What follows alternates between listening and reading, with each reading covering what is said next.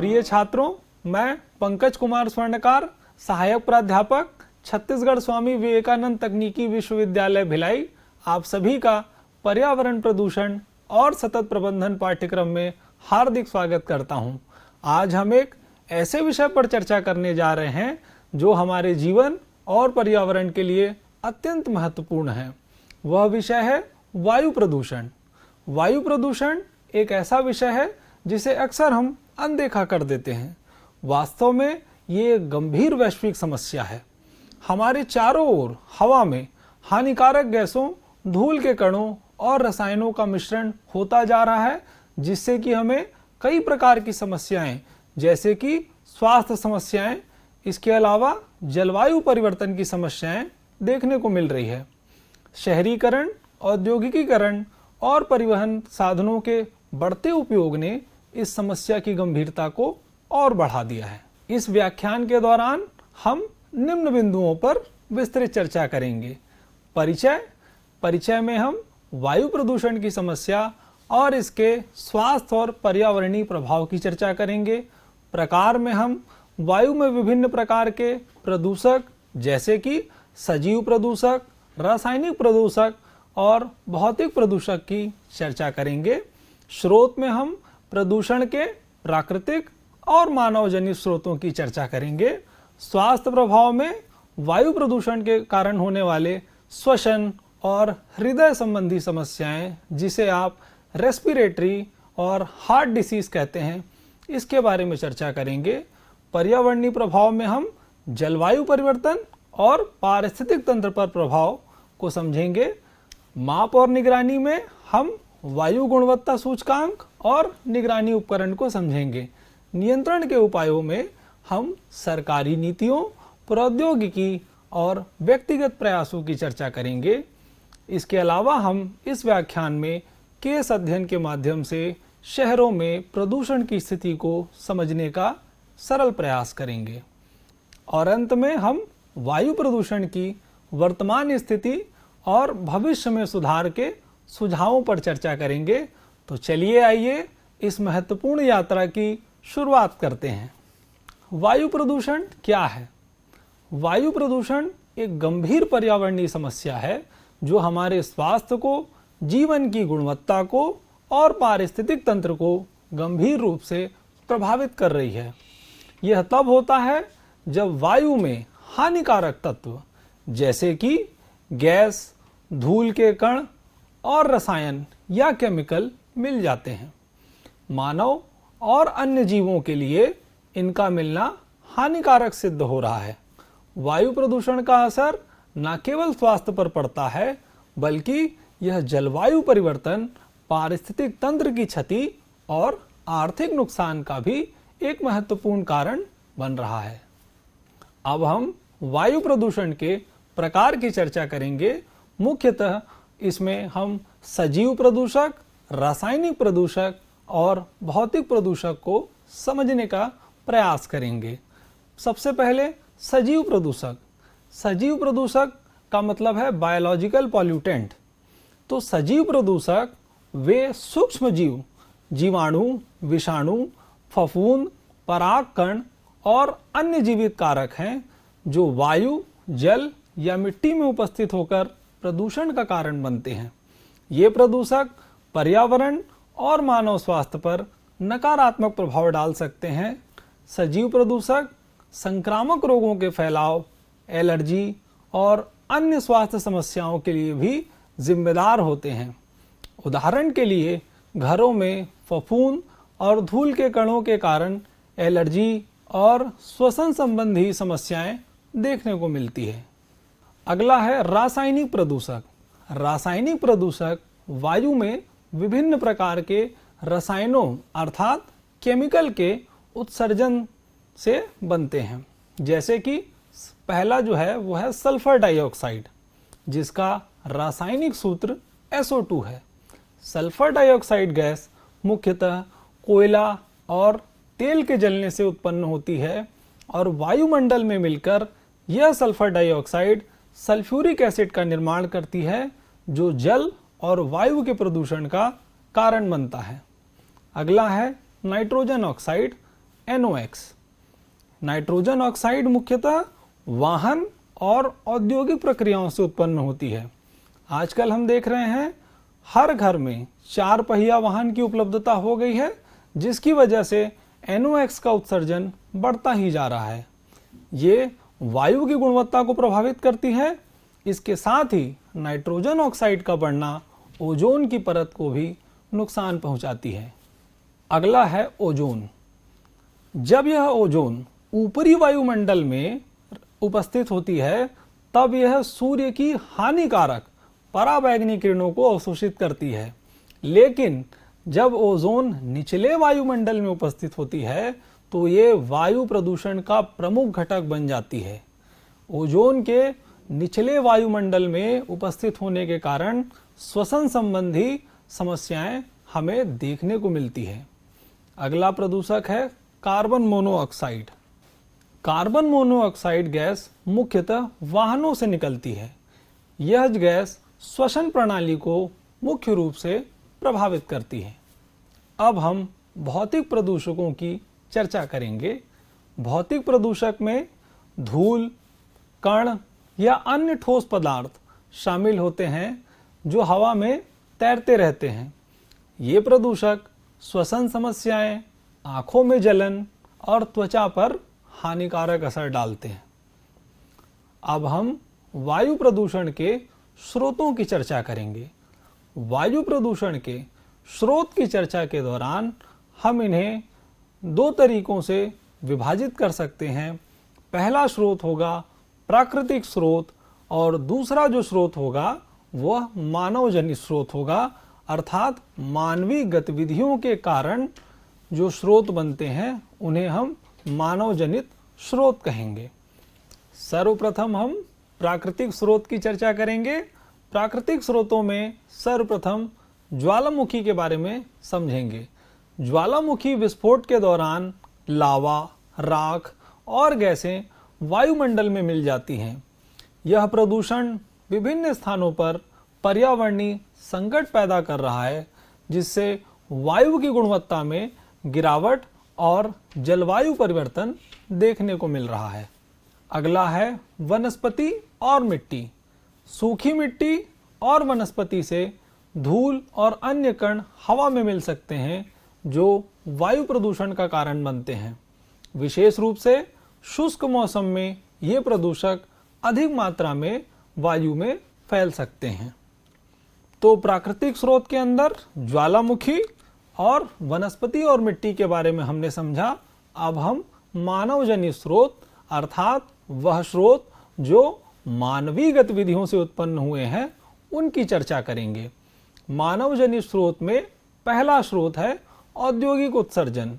औद्योगिक गतिविधियों के दौरान विभिन्न रसायनों और गैसों का उत्सर्जन होता है, जैसे कि सल्फर डाइऑक्साइड, नाइट्रोजन ऑक्साइड और अन्य हानिकारक पदार्थ। यह उत्सर्जन वायु की गुणवत्ता को हानिकारक रूप से प्रभावित करता है और जीवों में स्वास्थ्य संबंधी समस्याओं को पैदा करता है। इसलिए जितने भी उद्योग लगाए जाते हैं, वे वृक्षारोपण का भी अपने कैंपस के आसपास काम करते हैं, ताकि वायु प्रदूषण की तीव्रता को कम किया जा सके। मानव जनित स्रोत में अगला स्रोत है घरेलू गतिविधियां। घरेलू गतिविधियां जैसे कि खाना पकाने के लिए ईंधन का उपयोग करना, हीटिंग के लिए कोयला या लकड़ी का उपयोग करना वायु प्रदूषण का प्रमुख कारण बन सकता है। इन गतिविधियों से निकलने वाली गैसें और धूल कण वायु की गुणवत्ता को प्रमुखता से प्रभावित करती है, अर्थात वायु की गुणवत्ता को खराब करने का कार्य करती है। इसी के लिए खाना पकाने के लिए लकड़ी और कोयले के उपयोग को कम करने के उद्देश्य से केंद्र सरकार उज्ज्वला योजना के तहत LPG कनेक्शन उपलब्ध करा रही है। अब हम वायु प्रदूषण के स्वास्थ्य प्रभाव पर चर्चा करेंगे। वायु प्रदूषण के कारण सभी जीव जंतुओं में स्वास्थ्यगत प्रभाव भी देखने को मिलता है, जिससे उनके जीवन के गुणवत्ता में एक विकृति हमें देखने को मिलती है। सर्वप्रथम जो स्वास्थ्यगत प्रभाव है जो मानव में देखने को मिलता है वह है श्वसन संबंधी समस्याएं, जिसे हम कह सकते हैं रेस्पिरेटरी प्रॉब्लम। वायु प्रदूषण श्वसन तंत्र को गंभीर रूप से प्रभावित करता है, जिससे अस्थमा, ब्रोंकाइटिस और क्रॉनिक ऑब्जेक्टिव पल्मोनरी डिसीज जैसी समस्याएं उत्पन्न होती हैं। प्रदूषित वायु में मौजूद कण और गैसें श्वसन नलिकाओं को उत्तेजित करती है, जिससे श्वसन नलिकाओं की कार्य क्षमता कम होती है। अगला है हृदय संबंधी समस्याएं या कार्डियोवास्कुलर इश्यूज। वायु प्रदूषण हृदय संबंधी समस्याओं का भी महत्वपूर्ण कारण बन सकता है। लंबे समय तक प्रदूषित वायु के संपर्क में रहने से उच्च रक्तचाप, जिसे हम हाई ब्लड प्रेशर कहते हैं, हृदय की धड़कन में अनियमितता और अन्य हृदय संबंधी समस्याएं देखने को मिलती है। यह रक्त वाहिकाओं की स्वास्थ्य को भी हानिकारक रूप से प्रभावित करता है। अब हम अन्य स्वास्थ्य प्रभाव की चर्चा करेंगे। वायु प्रदूषण मानसिक स्वास्थ्य समस्याएं, गर्भवती महिलाओं के लिए जोखिम और शिशुओं और बच्चों में विकासात्मक समस्याओं को जन्म दे रहा है। यह भी वृद्ध लोगों के जीवन प्रत्याशा को कम कर रहा है, जिसके कारण उनकी आयु कम होती जा रही है। अब हम वायु प्रदूषण के पर्यावरणीय प्रभाव पर चर्चा करेंगे। वायु प्रदूषण का स्वास्थ्य पर क्या प्रभाव होता है, ये अभी हमने देखा कि किस प्रकार से वायु प्रदूषण स्वास्थ्य को हानि पहुंचा रहा है। अब हम देखेंगे कि यह वायु प्रदूषण हमारे आसपास के पर्यावरण को कैसे हानि पहुंचा रहा है। वायु प्रदूषण का पर्यावरण पर बहुत ही गहरा प्रभाव देखने को मिलता है, जो कई विभिन्न तरीकों से देखा जा सकता है। यह सिर्फ मानव जीवन नहीं, प्रकृति के हर हिस्से को प्रभावित कर रहा है, जिससे संपूर्ण पारिस्थितिक तंत्र असंतुलित हो सकता है। यहाँ वायु प्रदूषण के कुछ प्रमुख पर्यावरणीय प्रभावों का विस्तार से चर्चा हम करने का प्रयास करेंगे। पहला जो पर्यावरणीय प्रभाव है वह है जलवायु परिवर्तन। वायु प्रदूषण ग्रीन हाउस गैसों जैसे कि carbon dioxide, methane, nitrous oxide का उत्सर्जन करता है। ये गैसें वातावरण में जमा होकर सूर्य से आने वाली गर्मी को पृथ्वी के सतह पर बनाए रखते हैं, जिससे वैश्विक तापमान में वृद्धि देखने को मिलती है। इस प्रक्रिया को ग्रीन हाउस प्रभाव कहा जाता है और यह जलवायु परिवर्तन या क्लाइमेट चेंज का एक महत्वपूर्ण पहलू है। जलवायु परिवर्तन के परिणाम स्वरूप हमें कई हानिकारक चीजें देखने को मिलती है, जिनमें पहला है समुद्र जल स्तर में वृद्धि। बर्फ और ग्लेशियर के पिघलने से समुद्र स्तर बढ़ जाता है, जिससे तटीय क्षेत्रों में बाढ़ का खतरा बना रहता है।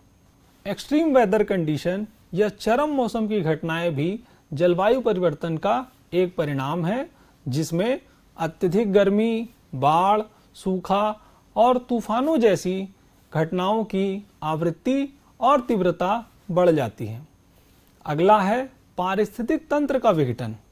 जलवायु परिवर्तन के कारण तापमान में वृद्धि होने से पारिस्थितिक तंत्र में असंतुलन उत्पन्न हो सकता है, जिससे कुछ प्रजातियों के विलुप्त होने का खतरा बढ़ जाता है, क्योंकि जलवायु परिवर्तन से जो नए वातावरण या नए पर्यावरण का निर्माण होता है वह अपने आप को उसमें अनुकूल नहीं पाते हैं, जिसके कारण प्रजातियों के विलुप्त होने का खतरा बढ़ते जा रहा है। अब हम पारिस्थितिक तंत्र पर प्रभाव की चर्चा करेंगे। वायु प्रदूषण से पारिस्थितिक तंत्र पर गंभीर प्रभाव पड़ता है, विशेषकर उन क्षेत्रों में जहां वनस्पति और जीवों की विविधता मतलब डाइवर्सिटी बहुत ज़्यादा होती है। हम उन क्षेत्रों की बात कर रहे हैं जहां पर विभिन्न प्रकार की वनस्पति पाई जाती है और जीवों की भिन्न भिन्न प्रजातियां देखने को मिलती है। वनों, जल स्रोतों और जीवों की विविधता पर इसके प्रभाव को हम इस प्रकार से समझ सकते हैं। सबसे पहला है वनों पर प्रभाव। वनों में वायु प्रदूषण के कारण पौधों की वृद्धि में बाधा उत्पन्न होती है। एसिड रेन, एसिड रेन क्या है आप जानते हैं? एसिड रेन जो है सल्फर डाइऑक्साइड और नाइट्रोजन ऑक्साइड के वातावरण में मिलने से वर्षा के दौरान बनता है। यह एसिड रेन पौधों की पत्तियों और मिट्टी की गुणवत्ता को नुकसान पहुंचाता है। जल स्रोतों पर प्रभाव। वायु प्रदूषण के कारण एसिडिक प्रदूषकों का जल स्रोतों में जमाव होता है, जिससे जलीय जीवन का खतरा हो सकता है। यह मछलियों और अन्य जलीय जीवों के लिए घातक साबित हो रहा है। अगला है जीवों की विविधता पर प्रभाव। प्रदूषित वायु से उत्पन्न रसायन और धूल कण जीवों के जीवन को प्रतिकूल रूप से मतलब हानिकारक रूप से प्रभावित करते हैं, जिससे उनके आवास में बदलाव, उनके जीवन चक्र में कठिनाइयां उत्पन्न हो रही हैं। अब हम वनस्पति और वन्य जीवों पर प्रभाव की चर्चा करेंगे। वायु प्रदूषण का वनस्पति और वन्य जीवों पर प्रत्यक्ष और अप्रत्यक्ष दोनों प्रकार का प्रभाव पड़ता है। पौधों की वृद्धि पर प्रभाव पड़ेगा और वन्य जीवों के निवास स्थान पर प्रभाव पड़ेगा। हमने पूर्व में चर्चा की है, वायु प्रदूषण के कारण पौधों की वृद्धि पर हानिकारक प्रभाव पड़ता है। इसमें पत्तियों का झुलसना, क्लोरोफिल की कमी और फूलों और फलों का कम उत्पादन शामिल है। इससे कृषि और वनों की उत्पादकता भी कम होती है। अगला है वन्य जीवों के निवास स्थान पर प्रभाव। यह अत्यंत महत्वपूर्ण बिंदु है। प्रदूषित वायु वन्य जीवों के प्राकृतिक आवास को असुरक्षित बना रही है, जिसके परिणाम स्वरूप वन्य जीवों को भोजन की कमी और निवास स्थान के लिए संघर्ष करना पड़ रहा है। हम कई बार अखबारों में पढ़ते हैं कि हाथी जो हैं वो मानव बस्तियों की ओर जा रहे हैं, क्योंकि वह अपने आवास के लिए संघर्ष कर रहे हैं। इस प्रकार की घटनाओं से वन्य जीवों की संख्या में लगातार कमी आ रही है। कई वन्य जीव कुछ भौगोलिक क्षेत्र में विलुप्ति के कगार पर भी देखने को मिल रहे हैं। इस प्रकार वायु प्रदूषण का पूरे पर्यावरण पर असर पड़ता है, जिससे पारिस्थितिक तंत्र में असंतुलन और प्राकृतिक प्रक्रियाओं में विघटन हो सकता है। इसे नियंत्रित करना न केवल मानव समाज के लिए बल्कि संपूर्ण पृथ्वी के भविष्य के लिए अति आवश्यक है।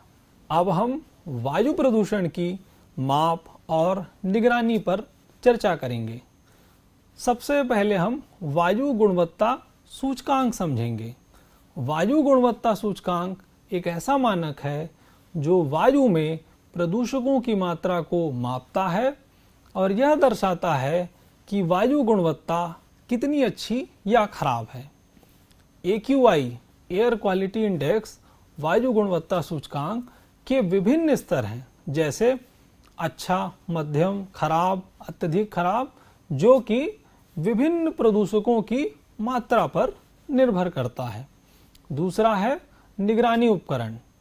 वायु प्रदूषण की निगरानी के लिए विभिन्न उपकरण और तकनीकें उपयोग की जाती हैं, जैसे कि air sampler, gas analyser, particulate matter collector. ये उपकरण वायु में प्रदूषकों की मात्रा को मापने में मदद करते हैं और हमें डेटा प्रदान करते हैं जो वायु गुणवत्ता की स्थिति को समझने में सहायक होते हैं। वायु प्रदूषण की इस चर्चा में अब हम आंकड़ों और रिपोर्टिंग के बारे में समझेंगे। वायु प्रदूषण की निगरानी और नियंत्रण में आंकड़े और रिपोर्टिंग का महत्वपूर्ण योगदान होता है। वायु गुणवत्ता के आंकड़े और रिपोर्ट नियमित रूप से संकलित और प्रकाशित किए जाना चाहिए, जिससे प्रदूषण के स्तर पर और वायु गुणवत्ता पर निगरानी रखी जा सके। अब हम वायु प्रदूषण के नियंत्रण के उपायों पर चर्चा करेंगे, जिनमें सर्वप्रथम हम सरकारी नीतियों और नियम की चर्चा करेंगे। सरकार भी समय समय पर वायु प्रदूषण नियंत्रण हेतु विभिन्न नियम और नीतियों का निर्माण करती है, जिससे कि आम जनता के लिए उपलब्ध वायु में हानिकारक तत्वों को कम किया जा सके। सरकारी नीतियों और नियम में कई पहलुओं पर हम चर्चा करेंगे, जैसे प्रदूषण नियंत्रण अधिनियम, पॉल्यूशन कंट्रोल एक्ट। ये अधिनियम वायु प्रदूषण की निगरानी और नियंत्रण के लिए नियमों की स्थापना करते हैं। अगला है जो बहुत महत्वपूर्ण है, वो है एमिशन स्टैंडर्ड या उत्सर्जन मानक। जैसा कि हमने चर्चा किया, वायु प्रदूषण में उद्योगों और वाहनों का प्रमुख रूप से योगदान होता है, इसलिए उद्योगों और वाहनों के लिए उत्सर्जन मानक का निर्धारित किया जाना अति आवश्यक है, जिससे कि प्रदूषण की मात्रा को नियंत्रित किया जा सके। अगला उपाय है ग्रीन बेल्ट और वृक्षारोपण योजनाएं। शहरी क्षेत्रों में हरित क्षेत्र बढ़ाने और वृक्षारोपण करने से वायु की गुणवत्ता में सुधार होता है। अगला, अब हम प्रौद्योगिकी और नवाचार मतलब टेक्नोलॉजी और इनोवेशन के जरिए वायु प्रदूषण को कम करने के उपाय की चर्चा करेंगे, जिसमें प्रमुख बिंदु इस प्रकार हैं।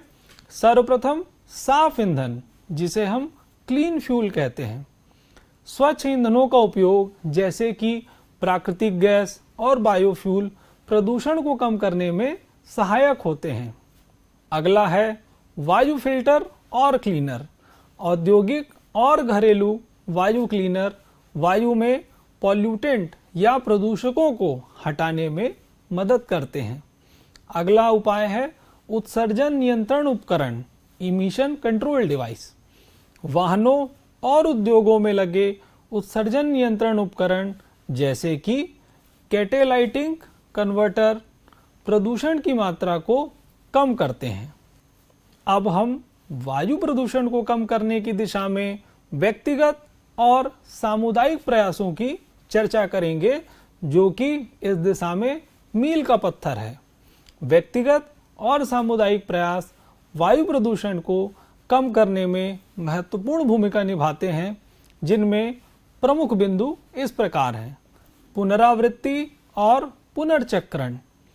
कचरे की पुनरावृत्ति और पुनर्चक्रण वायु प्रदूषण को कम करने में मददगार साबित होती है। अगला है सार्वजनिक परिवहन का उपयोग।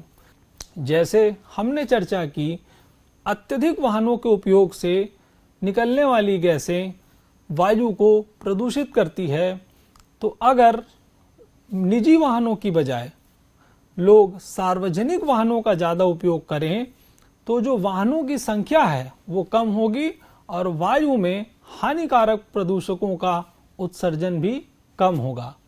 अगला है स्वस्थ जीवन शैली।